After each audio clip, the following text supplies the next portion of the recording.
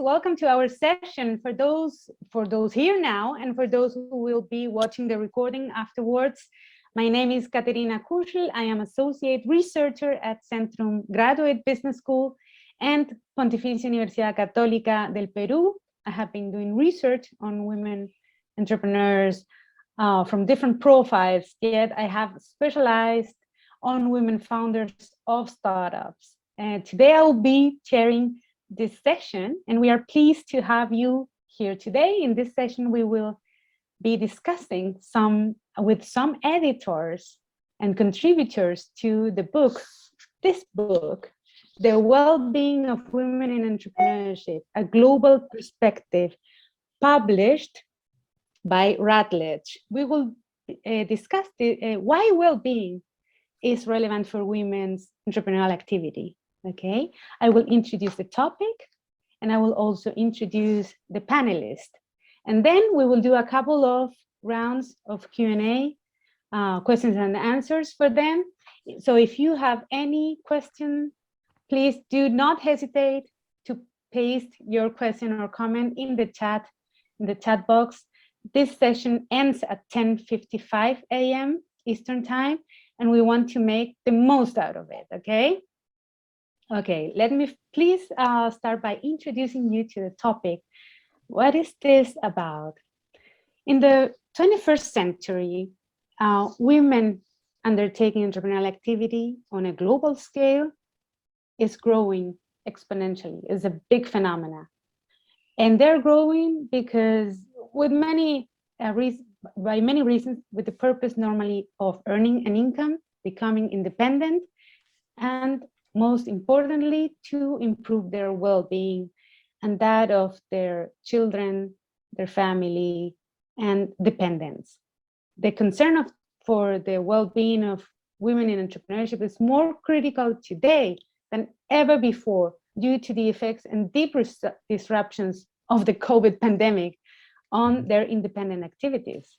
So the pioneering book, this book, discussed in this session, summarizes global perspective of 49 distinguished scholars and practitioners in entrepreneurship who wrote chapters in the Routledge book, The Wellbeing of Women in Entrepreneurship, a Global Perspective. The book includes 26 chapters covering challenges women entrepreneurs face across the American continent, Europe, Asia, Middle East, and Australia. We organized the book in a way that it's geographically oriented. And despite the continuous growth of women's involvement in entrepreneurship, this activity is still seldom considered as a crucially important component of economic, social, and sustainable development. Presenters here today in this panel change this static paradigm. They present crucial aspects of the role of women entrepreneurs contributing to foster sustainable development in inclusive societies. Among the main topics here to be discussed are the multiplier effect created by women entrepreneurs as a value added to economic and social development, effects of the life-work continuum on the well-being of women entrepreneurs, and well-being challenges of women entrepreneurs in refugee camps and developing countries. Routledge Human-Centered Management book series, this book is part of that series, is leading the discussion and discoveries of effective approaches and real solutions aiming to the continuous improvement of people's well-being and worldwide. So now please let me introduce you to the panelists. Maria Teresa Lepeley, first of all, also first editor of this book. She's an economist, educator, and entrepreneur. She's the president of the Global Institute for Quality Education in the US, founder and editor of the UK Routledge Human-Centered Management book series, author of the book Human-Centered Management, the 5 Pillars of Organization Quality and Global Sustainability, and editor of 4 books in the series. founder and editor of the series Innovation in Human-Centered Sustainability with Information Age Publishing, also in the US, and author of the books Educonomy and Eduquality.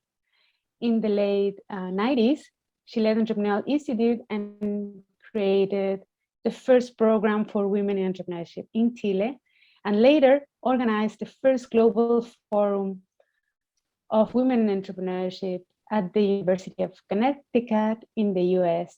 She has trained educators, certified institutions, and published extensively on quality management in education. She was member of the board of examiners of the US Baldrige National Quality Award and advisor to National Quality Awards in programs in Chile, Brazil, Peru, Colombia, Ecuador, and also advisor on quality education, evaluations for continuous improvement. Her economic development mantra is the main development problems is not income inequality, is lack of quality education for all. Powerful, huh? Maria Teresa, thanks for joining us today. You are the founder of this book series and the reason why we're all having this discussion right here today. I'm very happy to have you as my friend, my mentor, and I would love to continue working with you. Thank you so much, Kathy. And thank you for your words and the presentation. I mean, I couldn't be here. The book series, Human-Centered Management, wouldn't be here if it were not for magnificent human beings like you, Josette, Nick, my close colleague Nick, and Conjit that have been working with me. Thanks to all. We have, I know, a short time, and I will try to introduce a lot of subjects, and particularly a subject that is very important for me, which is the multiplier effect of women in entrepreneurship, for a number of reasons. First, this is the result of 25 years, a quarter of a century of research on women in entrepreneurship and training women in entrepreneurship in 4 continents, in the United States, in the Americas, in Europe, in in the Middle East, and many other countries. Then we have worked together with Kathy. We're both from Chile originally. I live in the United States for more than half a century, so I don't know what I am already. I mean, I'm a citizen of the world, as most of us are these days. And then what caught our attention, we have been working, researching on women in entrepreneurship and technology at one point, but we were highly surprised writing this book about the fast growth of women in entrepreneurship around the world.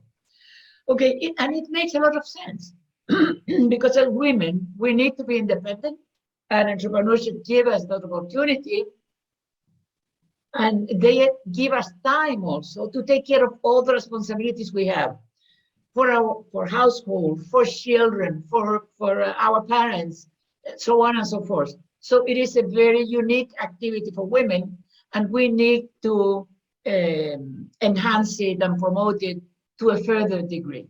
Absolutely, Maria Teresa. I'll interrupt you there just to finish introducing the rest of the panelists, and we're going to come back to you, okay? Fantastic. I thought you, okay, sure. Sure. Okay, thank you very much, Maria Teresa. That's for sure. We're gonna touch upon that topic again.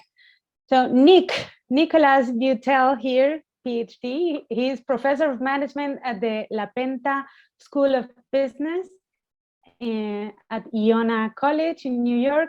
And he's the editor of Routledge Women-Centered Management book series, also with Maria Teresa Lepeley and Peter Essence, and co-editor of the book, The Wellbeing of Women in Entrepreneurship, A Global Perspective, 2020. So his recent work has focused on women entrepreneurs in developing countries. I think that's not enough as a presentation. I would like to also say that, Nick, I admire your work. So thank you very much for being here. He is one of the founders of a whole line of research on work-life balance, and we're going to be talking more about that later on. Nick, thank you for accepting our invitation today. Thank you very much, Kathy, for your kind words. I would just say quickly, you pulled me out of my shell and got me into the Work Family Researchers Network. work life among entrepreneurs, and the rest is history. And then through that, Maria Teresa and all the other editors and contributors. So I'm very grateful. Thanks so much. Thank you, Nick. Beautiful words. Okay, Josette, thanks for being here. Josette, thank you. Oh, that's gonna be hard for me. Houston, did I say it right? Yeah, it's Dijkhuizen. Yeah, houses on dikes. Yeah, I'm very Dutch. Yeah. Okay, Josette Dijkhuizen is an entrepreneur and honorary professor in entrepreneurship development at Maastricht School of Management. Her expertise is psychology of entrepreneurship, and she works in this field as consultant, trainer, mentor, of course, right? Speaker for educational institutions, corporations, and the public sector. Her passion for entrepreneurship is expressed in her books and presentation on national and international platforms. Her position as UN Women's Representatives for the Netherlands led to her idea of krachtbedrijf to assist survivors of violence to start up their businesses.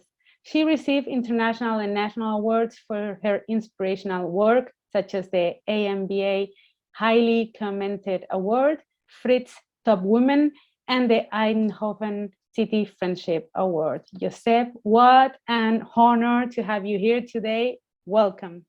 Yeah. Thank you. And I'm very delighted to be here and also to be one of the authors of the book, because Maria Teresa gave me the really honor to have a personal account written in a book, which was amazing to do that. So thank you for being here. Amazing.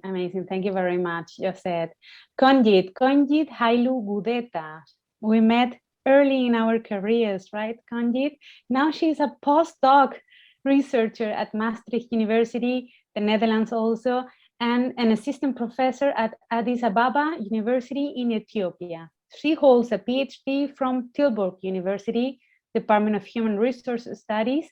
In the Netherlands, she teaches and supervises master's and bachelor students in the areas of human resources management and business leadership. Her primary research interests are in work-life boundary management, women entrepreneurship, family businesses, and saving groups. You have to also talk about what is a saving group, huh? She has publications in the Journal of Small Businesses and Enterprise Development, and has presented papers in national and international academic conferences on entrepreneurship and work-family issues. In 2014, she received the Addis Ababa University President's Award for Emerging Faculty Scholar as a young scholar with outstanding contributions. Conjit, as I said, thanks for your energy and the teamwork. It has been a pleasure working with you, sharing stages, and I know that we will continue working together. So Maria Teresa, Nick, Josette, Conjit, you're all in. Many thanks for accepting our invitation. You're very busy, and December is extra busy, and the pandemic, right, makes everything even busier. So thanks for sharing your valuable time and the knowledge today here with us. Okay, we're gonna start right now doing like a round of questions and answers. Okay, so I'm gonna start with Maria Teresa. I'm gonna ask Maria Teresa just to catch up with what we were talking at the beginning.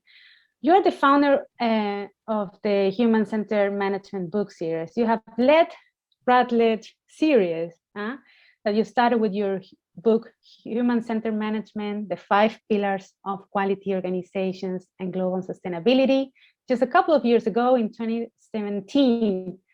Since then, the Human Centered Management has published seven books.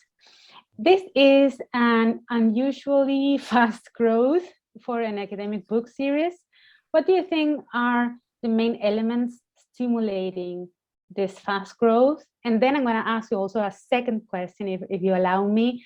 From your viewpoint, how do you link human-centered management with women in entrepreneurship, their well-being, and overall the multiplier effect as you describe in the book? Sure, Kathy, and I'm very glad to be here with you. I would like to see everybody in the audience. I'm seeing some pictures, but I'm looking forward to have their questions too. Your first question, why human-centered management, the book series, is growing so fast? And one of the main things is that humans have been considered a resource in organizations since last century, since the primary human resource theories and practices have been on. And that is obsolete. I mean, if, as an economist myself, if we don't put the emphasis on people, we are not going to have economic development, neither social development. If we don't put the emphasis on people and the well-being of people, we are not going to have organizations up to function properly in the 21st century. So that is the main point. I mean, we have the idea, I work with an extraordinary group of people. All of you have been one of the best examples that I can put immediately. And then we are growing fast because of that, because of the need and the demand for putting people and the well-being of people at the center of the workplace. We are publishing, as I said before, another book next year. We are putting it together now. And the other question that you had, how I relate to women in entrepreneurship, because women in entrepreneurship are human beings, we need to consider their well-being, and in order to do that, they are a main issue in human-centered management.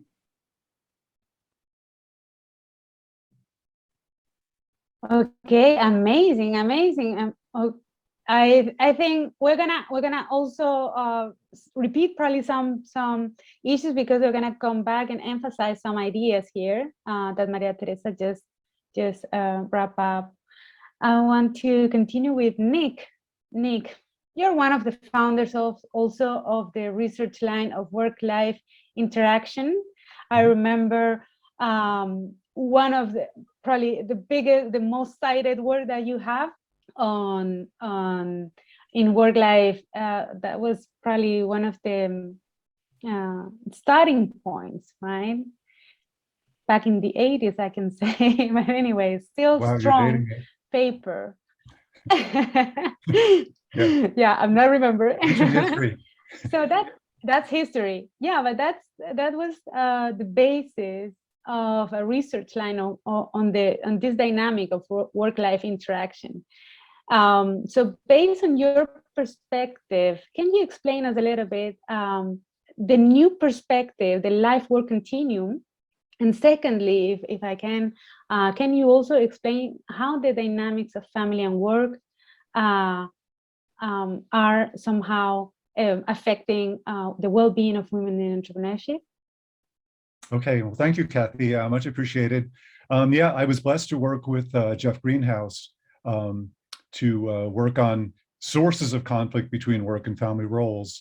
And at that time, it was very much coming out of a sociological perspective, or maybe a social psychological perspective, that talked about the work as a role and family as a role, and postulated all these different ways that they can interfere with each other.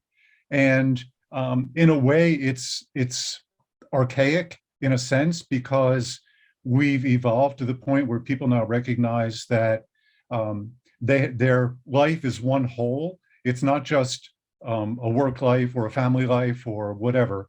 So we tried to grapple with that issue of how to, and the thing is, it's really deeply embedded in our thinking. It's almost, we've reified these concepts with border and boundary management and transfer of resources across domains. And it's gotten so complicated, I get worn out just talking about it, and I still have a life to live. So we basically, with women entrepreneurs in the United States, what we found was that they don't really conceptualize their life that way. It's a much more, and this was with Kathy and with Maria Teresa, they don't really conceptualize their lives that way. So we tried to think of, well, how can we not undo, but how can we break through this idea of this conflictual relationship between what people do and the rest of their life? And we came up with this idea of a continuum, which we call the life-work continuum. So that's the idea that all these different things you do not have to be in opposition. And Kathy, to your point about women in entrepreneurship, one of the ways that happens is through synergistic effects. The fact that all the things that women entrepreneurs do contribute, and this is very much related to Maria Theresa's brilliant concept of the multiplier effect. We've applied this in a developing context as well, and it seems to hold very well around the world. But anyway, what happens for women is they actually synergize all these different things that they do, which is part of the dynamics of the multiplier effect that affects ultimately their well-being. So they have a more integrated, holistic view of their life, and that contributes to their overall well-being. So let me stop right there. I could go on for a long time, but I will nip myself in the bud and say thank you for the opportunity to address those questions. Amazing, thank you very much. You're one of the authors of it too, so you can comment as well. Exactly. So we recognize, just to wrap up some ideas, what we recognize is that this language, the language was actually becoming a trap for their well-being. So to fragment their lives into many compartments, that was not working for them. So we realized that was not the issue. Very, very good. We're going to come back probably to that, because we think that integration, and probably Conji is going to mention that again. Okay. Integration is one of the key for well-being, right? So I'm going to go to Josette and ask her, because you have studied the entrepreneurial activity of women in refugee settlements in the Middle East. So from your experience, what drives them, and what can we learn from those extreme situations? What have you also as entrepreneur learned from them? Thank you, Josette. Yeah, thank you. I think one of the main things is that we have to speak with people instead of speaking about people. So I always am a very large advocate to see if I can meet the people that I'm normally analyzing or studying when I'm, part of my week as scientist. So I think it's important also and I say we as, let's say, researchers or policymakers or people who are training or are entrepreneur themselves, I think it's also important that we are open to new experiences and try to learn from other people. So I come from the Netherlands, and I often have the idea that if we go as Dutch experts to other countries, we tell them what to do, or, we teach them, and I wanted to reverse it. So I think that is important as a background information. So for me, it was more like, what can I learn from them? Instead of going there and analyzing them or studying them, I just wanted to be open and have an open conversation. So because I have a foundation in Holland where I help abused women and men, homeless people, refugees to start a business, I was very interested in, but if you live in even more harsh conditions, and the harshest conditions are refugee camps, what can we learn? So I decided to go, and what I learned is that what drives them is to be independent, to be passionate, or to have the passion that drives them to really have that business or start a business or have a business. And I noticed that they're very similar to me or to my fellow entrepreneurs in Holland or in other countries. And there are many things that we can learn from them as long as we're open. So I learned from all these women living in refugee camps and having a business, for example, that they stay positive, whatever happens. They told me the most horrible stories about their children being killed, about everything they got lost. I can't even imagine. But you see there the effectuation theory that we know, what do you have, what can you do with what you have? You see that in real life. People are positive, they're hopeful, they're optimistic, and they do what resources they have, that's what they're going to do. And I think they were amazing role models for me in the way that they led even purposeful businesses. So it was not only the business, but they were all social entrepreneurs in a way. And I think their way of improvising, I think that was just amazing. So I'm very, very excited about these women as role models where we can all learn from. So for me, it was not a real scientific study, but it was more like, what do I see if I just walk around, or just walk around the refugee camps, meeting them, sitting on the floor, just as an open, as a human being, being curious and being open. I think that is, as researchers, also what we all can do. And I am very excited that I took the opportunity, because I arranged it myself, but that I took the opportunity to do so. And I would recommend all of us to also be open for people from other countries living in very different circumstances. Amazing, Josette. Thanks for sharing that. I would say life-changing experience, right? It's not just studies, it change your whole life, that a new perspective, how they really stay optimistic during huge challenges. So for them, probably the pandemic is not even a problem. It's not even. No, and they're very issue. much alike. They're not so different from us in basic. We're all human beings, so they're not so different. And they struggle, of course, with a lot more difficulties. But in general, they also want to be independent, want to have an income.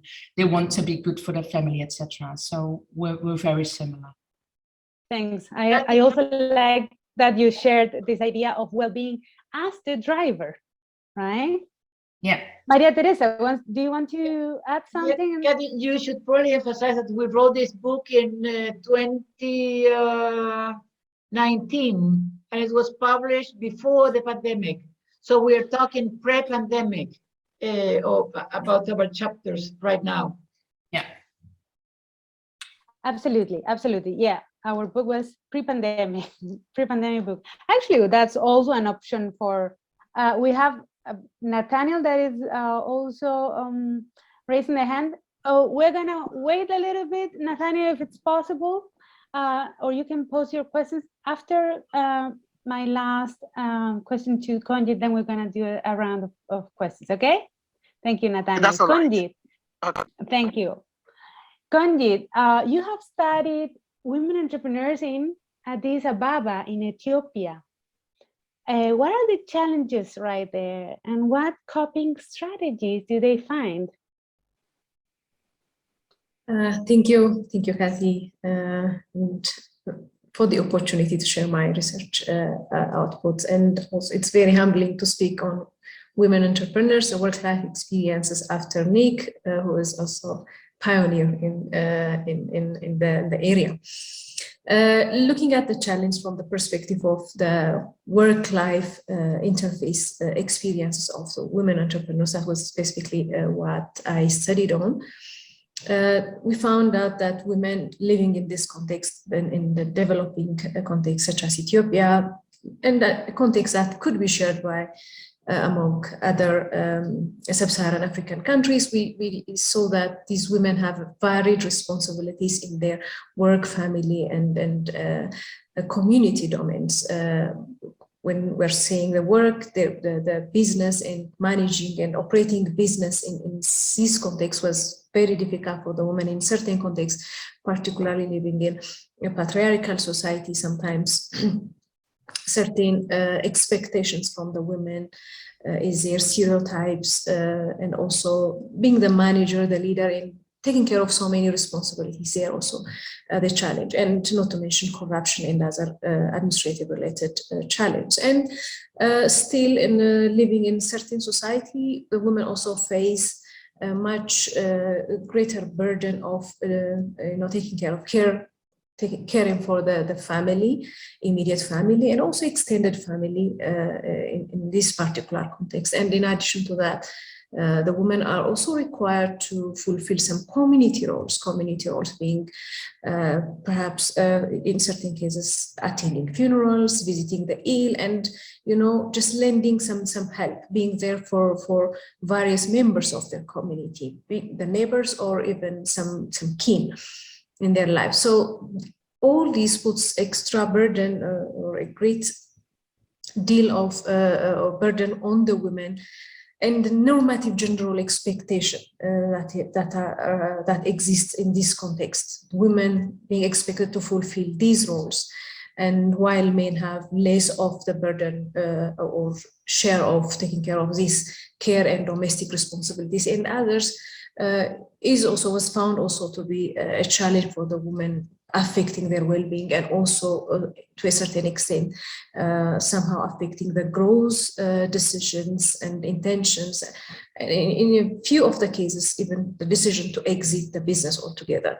So these are some of the things as a challenge that we have seen. In addition to that, maybe the quality of support they get from both the house at home and also at the business, not being able to find reliable, trustworthy help at home, domestic hired help at home, and also similarly at their business. And as a coping strategy, they use usually support, instrumental support, and most of the women that we have studied, they talk of the support they get from their mothers, not so much from their spouses.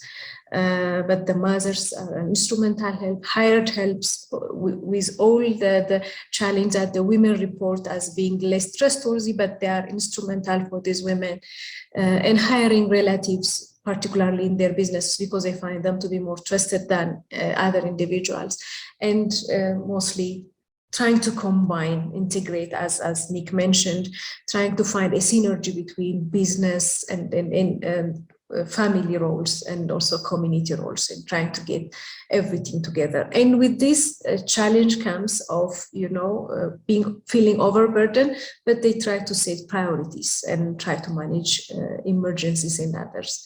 So these are, the highlights of what we have found out studying women entrepreneurs. Thank you very much, Konjit. Very interesting coping strategies, not too far away from what we have seen in Western countries. So we also ask for help to also our mothers, and we also manage our time perfectly. Try to also integrate work and family. But what I think it's different there, you mentioned that, is that women have extra roles in the community. They have to be there for others in a very different way than in Western countries, attending funerals and so many other things that, of course, less time for them, less time for their development, less time for their businesses. Okay, we're gonna come back to that. We're starting to see some key points around the topic of women entrepreneurs' well-being. I want to invite Nathaniel to start the round of questions and answers. What do you think, Nathaniel? Are you still there? Yes, I'm still here, Katrina. And I've listened to the members of this panel, and I've not been able to lay my hand on the book being discussed. But the moment we started, I went online to be able to have a glimpse of the content.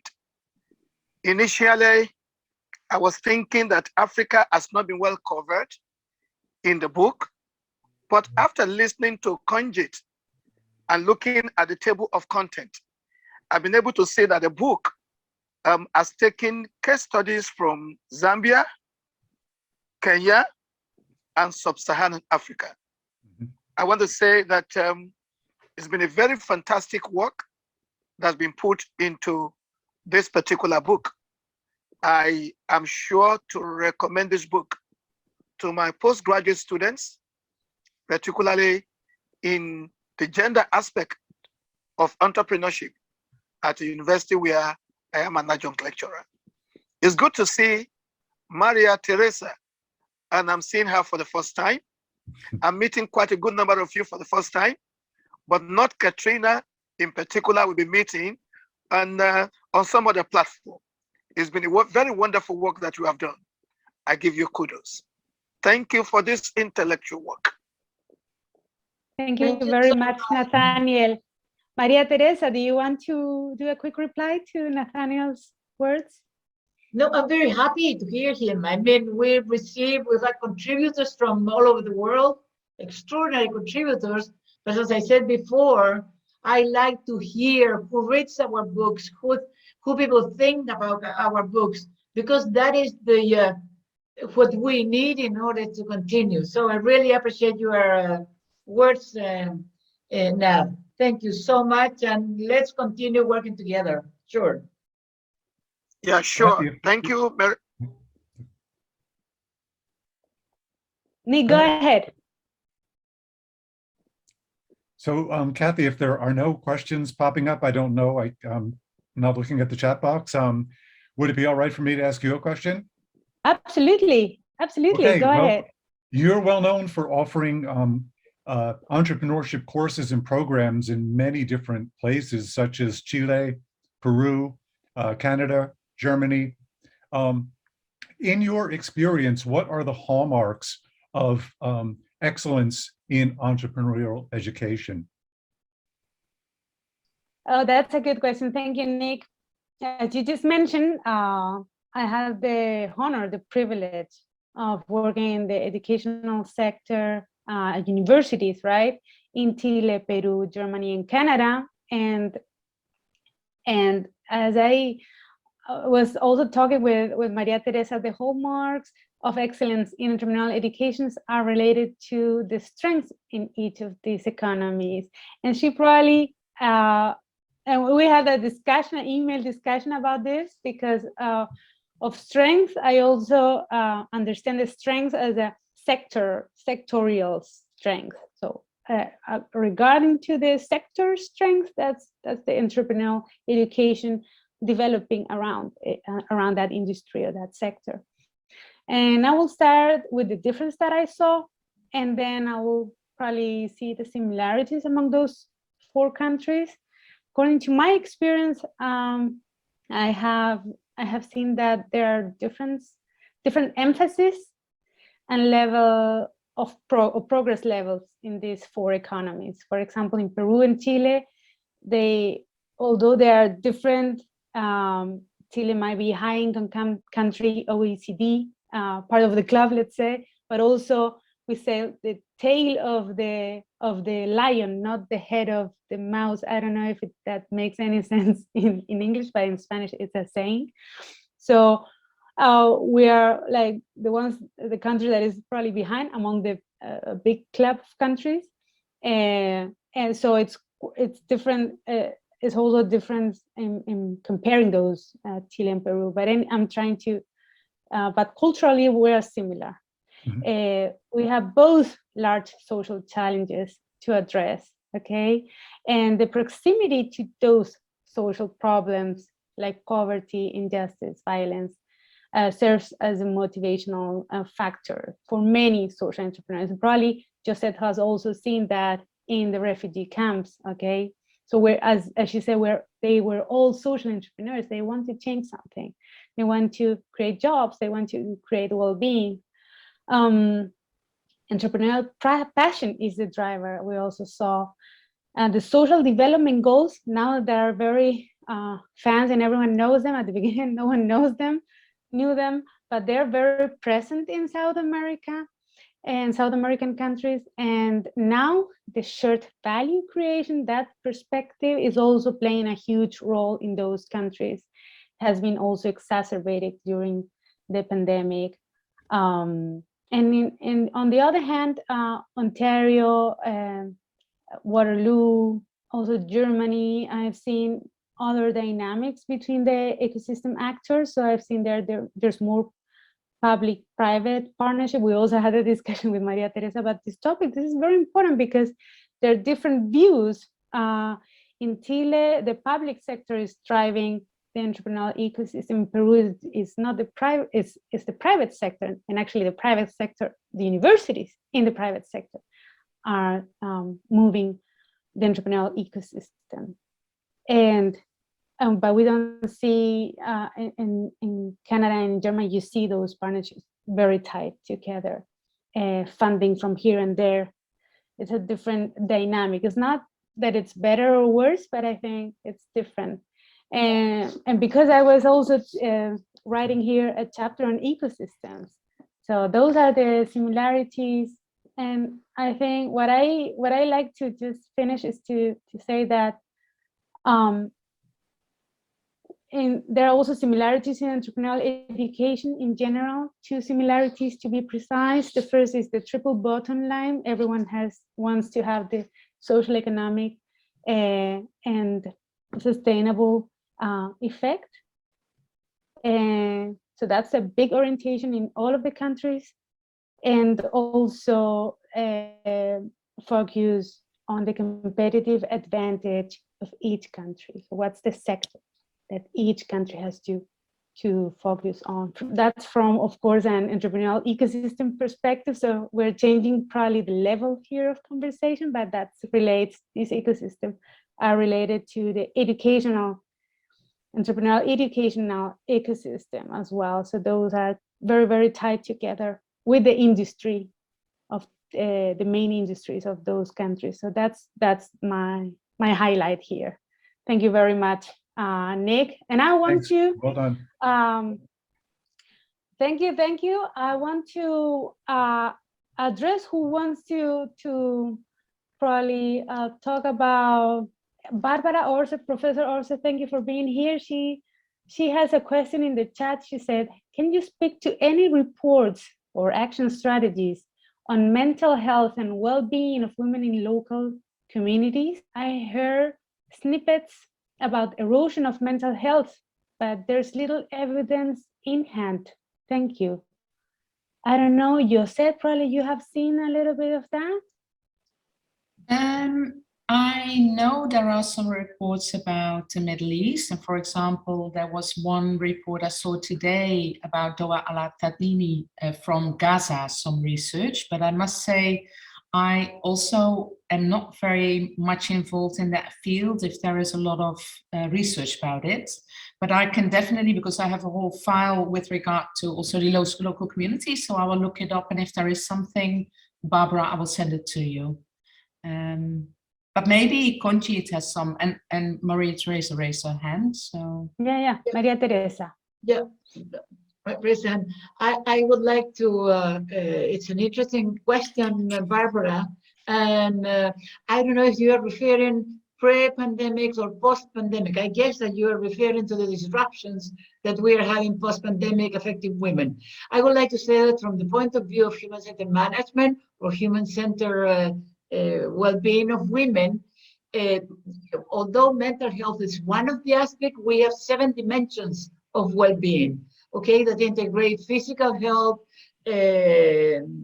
financial security, life purpose, economic security, and many other issues too. So it's not only mental health, which I consider very important, but not only as a separate factor. And I hope somebody else can give you a more concrete information about your specific question. That's also something that I wanted to mention, that the mental health is only one, right, dimension in the well-being. Everyone in the book was free to address well-being in the best way they wanted to. Some of them were more related to the economic aspect, to social aspect, to community aspects, but we haven't had like a specific chapter only on mental health. But that's definitely experiments that needs to be conducted there, right? Okay, I want to ask Conjit a question. Conjit, if you allow me to, I know that you have done some research in entrepreneurship development programs. What is that? Can you explain us a little bit about that? Thank you, Kathy. Just to say a quick thing about what Barbara asked, perhaps.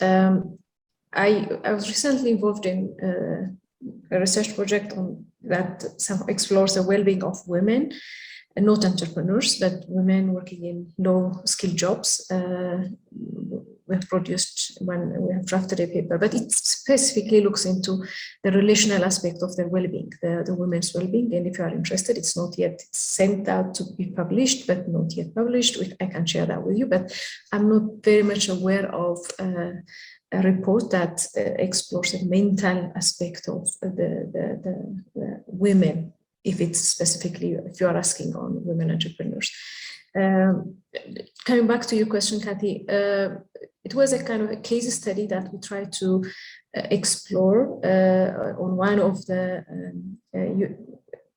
Women Entrepreneurship Development Program financed by one of the UN agencies here in Ethiopia, and we tried to look at how the program has been run and to what extent it's very helpful for the women, particularly with a focus on improving the work-life interface of these women, their well-being, and the success and the business success of these women. And it was interesting what we found. I was able to attend the 2-week development program, and interestingly, it was designed for women and also for youth, though they were not excluding men, but they were focusing on women and also the youth.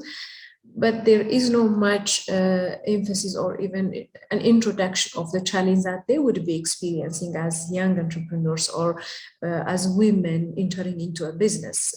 So we have noticed that there is that aspect lacking, while at the same time I was also researching or conducting research and interviewing, having an in-depth interview with women, and I was exploring and I was finding out what the extent of the challenge that they are facing, trying to manage their work-life interface, trying to create that harmony between these role burdens that the women are facing, but none of it is even indicated a little bit in those programs. No coverage of that at all. But most focus is trying to get the women equipped with skills, business skills, and maybe develop some entrepreneurial mindset and so on. So it was interesting to see, but because the 2 studies were were conducted side by side, and on the one hand I was finding out the extent of the challenge that they are facing, and on the other hand, when I was attending these programs,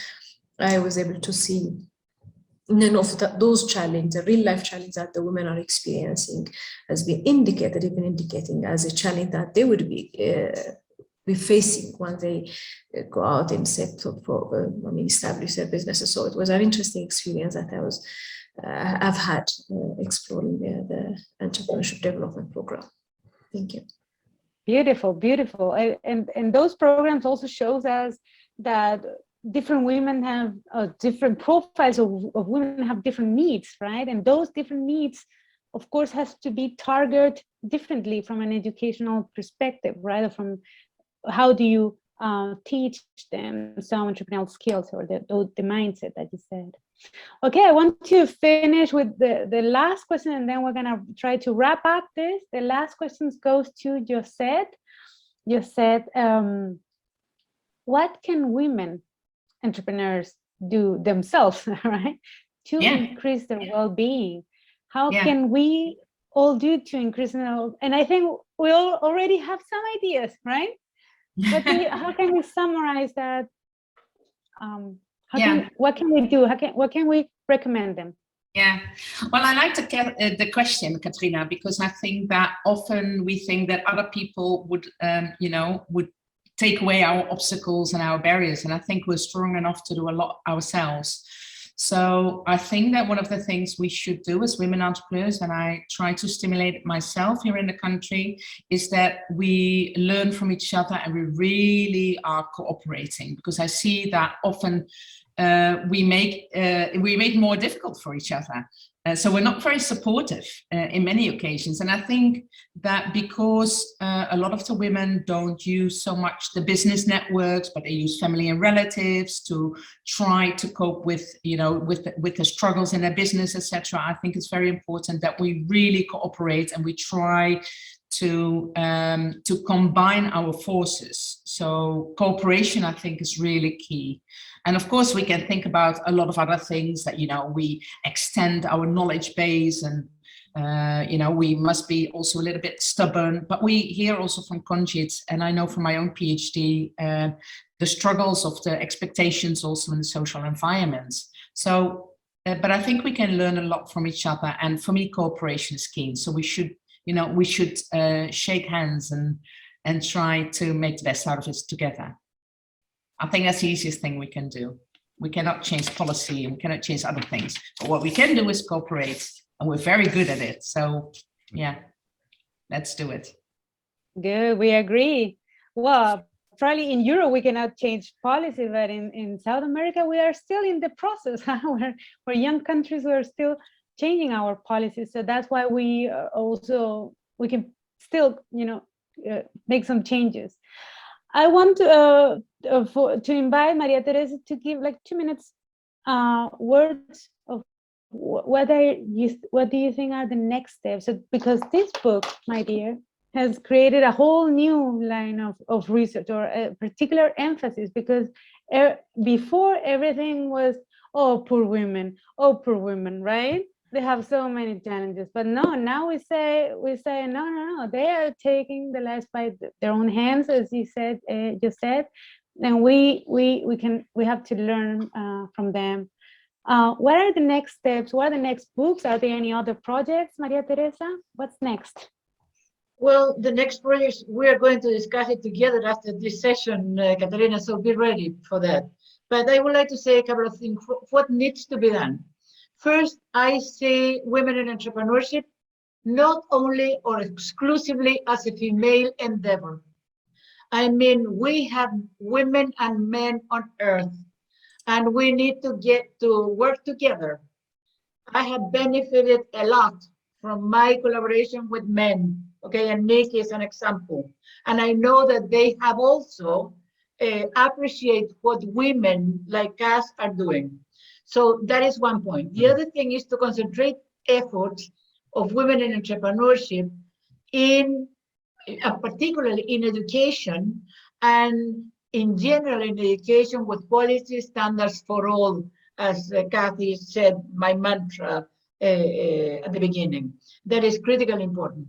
Then pay attention as a development strategy to the multiplier effect of women in entrepreneurship. It's critical because they not only are related to the women and the profits that they need to do in their business, but they are value to society, to their children, to their family, and to their communities as well. And then another thing that is quite important, and I wrote about that in my second chapter, is to train women in simple but very effective assessment evaluation methods. And why is that? Because if we cannot assess improvement, we cannot attain business sustainability. We need to learn how to evaluate objectively and simple. Don't get with complex themes or with consultants, but teach women to do it on their own. And then the lack of capacity to evaluate results in inevitable ends up in failure and unsustainable products and unsustainable economies too. So I think that women play a very crucial role in economic and social development. Amazing, thank you very much. Okay, so I'm gonna just in 1 more minute wrap up this session. This has been very valuable. I think we have understood a little bit more about the well-being of women in entrepreneurship, not just a single dimension, but as a multiplier effect that already Maria Teresa described, right? That we can also see it from different perspectives, from different points of the world. We have seen that there are differences, that there are similarities, but at the end, we all work together for our own well-being, and we have some things in our hands, okay? And I think that's the main message here. Like we still, probably we cannot change policy in some countries, but we can still change our lives with entrepreneurship, with entrepreneurial activity in changing our world, adding value, right, from our own houses, neighborhoods, and cities. Thank you very much. Thank you very much to all of you for participating. Always a pleasure working with you. And I hope to see you soon for the next symposiums that we're organizing together and future book projects like this one. Thank you very much.